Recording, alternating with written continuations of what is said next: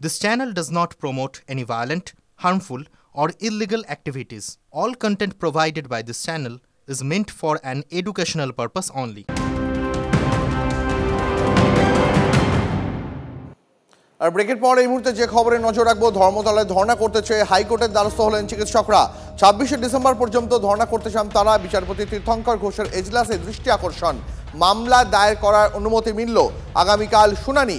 ধর্ণা দিতে চান ডাক্তাররা। কেন সিবিআই চার্জশিট জমা দিতে পারেনি আরজি করের প্রাক্তন অধ্যক্ষ এবং টালা থানার প্রাক্তন ওসির বিরুদ্ধে, এই অভিযোগে তারা ধর্ণায় বসতে চান ধর্মতলায়। আর ধর্মতলায় পুলিশের অনুমতি না মেলায় এবার তারা আদালতের দ্বারস্থ হলেন। ধর্মতলায় ধর্ণা করতে চেয়ে হাইকোর্টের দ্বারস্থ হলেন চিকিৎসকরা। ২৬শে ডিসেম্বর পর্যন্ত তারা ধর্ণা দিতে চান। বিচারপতি তীর্থঙ্কর ঘোষের এজলাসে দৃষ্টি আকর্ষণ। মামলা দায়ের করার অনুমতি মিলল, আগামীকাল মামলার শুনানি রয়েছে।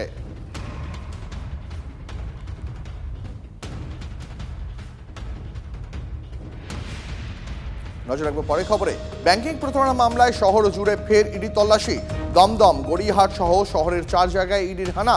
সঞ্জয় গুপ্তা নামে এক ব্যবসায়ীর বাড়িতে তল্লাশি। ব্যাংকিং প্রতারণা মামলায় আরও তথ্য তালাশ কেন্দ্রীয় এজেন্সির, কিন্তু সকাল থেকেই সঞ্জয় গুপ্তা তিনি বাড়িতে নেই। তার বাড়ির সামনে বহুক্ষণ কেন্দ্রীয় এজেন্সির আধিকারিকরা তারা অপেক্ষা করছিলেন, এমন ছবি দেখা যায়। এই মুহূর্তে আপনারা ছবি দেখতে পাচ্ছেন, শহরের দিকে দিকে ইডির হানা। গড়িয়াহাট এবং দমদম দুটো ছবি পাশাপাশি দেখাচ্ছি আপনাদের। ব্যাংকিং প্রতারণা মামলায় শহর জুড়ে ইডির অ্যাকশন, কিন্তু যার বাড়িতে সঞ্জয় গুপ্তা যে মূল অভিযুক্ত, যে ব্যবসায়ীর বাড়িতে ইডি তল্লাশি চালাতে যায়, সেই ব্যবসায়ী দীর্ঘক্ষণ বাড়িতে না থাকায় ইডি আধিকারিকদের তার বাড়ির সামনে দাঁড়িয়ে থাকতে দেখা যায় দীর্ঘক্ষণ।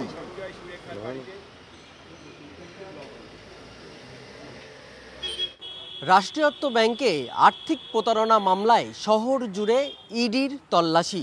সকাল সকাল দমদম ক্যান্টনমেন্টে ইডির আধিকারিকদের একটি প্রতিনিধি দল তারা তদন্তের জন্য আসেন।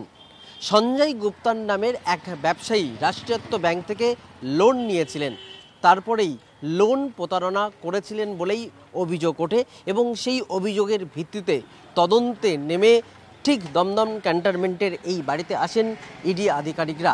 কিন্তু দীর্ঘক্ষণ বাড়ির সামনে দাঁড়িয়ে থাকলেও সঞ্জয় গুপ্তর সঙ্গে কোনো রকমভাবে যোগাযোগ করা সম্ভব হচ্ছে না। পরিবার সূত্রে খবর, ব্যক্তিগত কাজের জন্য এই সঞ্জয় গুপ্ত বাইরে আছেন। পিকুর সঙ্গে সত্যজিৎ, টিভি9 বাংলা, কলকাতা।